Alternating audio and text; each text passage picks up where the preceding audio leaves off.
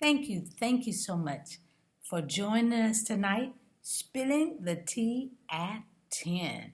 Woo! Now, if you hear my words slurring tonight, I'm a little exhausted. Yes. So please forgive me. Charge it to my body and not to my heart, because my heart is always trying to get you the word properly. Okay, one word at a time. And of course, this week the word is respect. Meet me in Matthew chapter 21, and we're starting at verse 37. Okay, 37. Matthew 21, 37. I'm reading from the New King James Version, and this is what it says. Then, last of all, he sent his son to them, saying, They will respect my son. They will respect my son.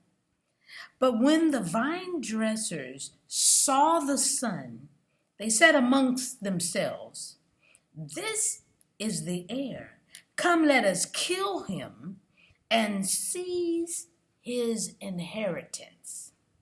So they took him and cast him out of the vineyard or vineyard and killed him.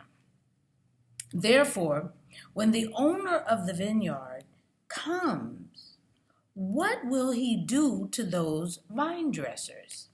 They said to him, meaning to Jesus, He will destroy those wicked men miserably and leave his vineyard to other vine dressers who will render to him the fruits in their seasons.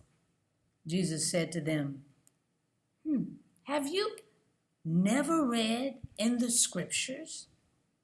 The stone which the builders rejected has become the chief cornerstone. This was the Lord's doing, and it is marvelous in our eyes.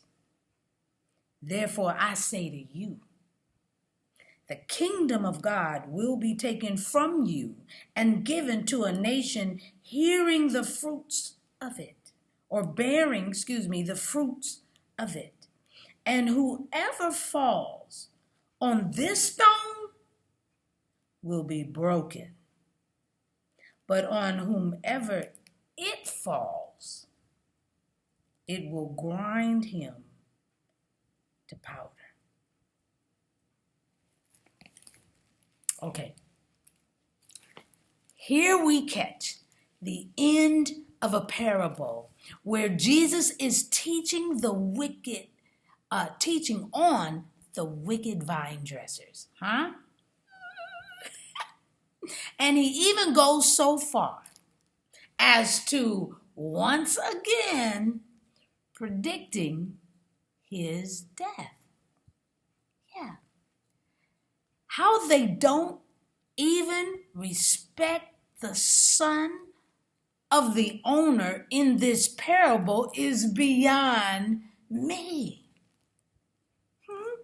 But when Jesus shares, verses 43 and 44, that in a nutshell, those who accept him will be broken, meaning your will, our way